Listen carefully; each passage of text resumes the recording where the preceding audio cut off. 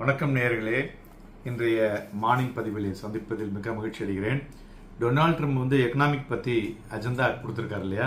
அதில் பார்த்தீங்கன்னாக்கா US federal reserve என்ன சொல்லியிருக்காங்கனாக்கா, so predict the US central பேங்கினுடைய இன்புட்டை வச்சு த லெவல் ஆஃப் இன்ட்ரெஸ்ட்டை இப்போ வந்து கீப்பிங் இன் பிளேஸ் அதை வந்து இப்போ இம்மீடியட்டாக பண்ண மாட்டோம்.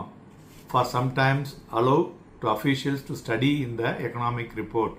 இது ஏன் அப்படின்னு பார்த்தீங்கன்னா, இப்போ உலகளாவில் நடக்கக்கூடிய இந்த ரெசிப்ரோக்கல் டேரிஃப் இஷ்யூனால, அதுமாதிரி ரஷ்யாவும் யுக்ரைனும் வந்து பீஸ் டீல் பார்த்தீங்கன்னாக்கா ரெண்டு பேரும் ஒர்க் பண்ணிட்டு இருக்காங்க.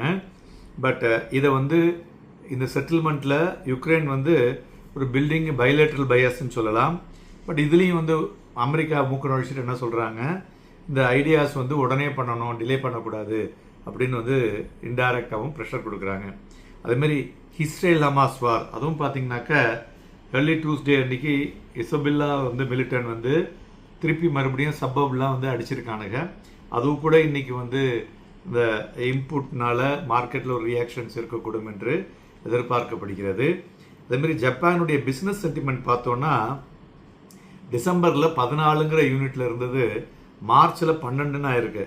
ஸோ அதனால் it is a median market forecast படி பார்க்கும் பொழுது பேங்க் ஆஃப் ஜப்பானும் இப்பொழுதைக்கு இன்ட்ரெஸ்ட் ரேட்டில் ஒன்றும் கை வைக்க மாட்டாங்க. அங்கே வந்து பிஸ்னஸ் சென்டிமெண்ட் வந்து குறைந்திருப்பதையும் பார்க்க முடிகிறது. அதுமாதிரி யூஎஸ் டாலர் பார்த்தோன்னா இந்த ரெசிப்ரோக்கல் டேரிஃப்னால அது வந்து ஒரு டாலர் இண்டெக்ஸ் வந்து எகெயின்ஸ்ட் த 6 ரைவல்ஸில் பார்க்கும் பொழுது 0.09% லோவர் ஆகிருக்கு, 104 புள்ளிகளில் இருக்குது. ஸோ இது வந்து சந்தைகளுக்கு நல்லது என்று சொல்லலாம்.